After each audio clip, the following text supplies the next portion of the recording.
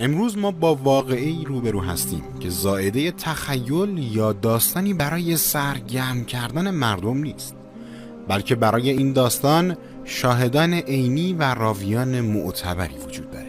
این داستان خیلی عجیبه و توسط یک پسر روستایی در مصر نقل شده و این واقعه مربوط به دوست راوی میشه و خود راوی توبه کرده و در این جنایت اون رو همراهی نکرده. راوی داستان رو اینطور بیان میکنه: دوستی داشتم که عاشق دختری بود و تمام ذکر و فکرش در طول روز شده بود این دختر.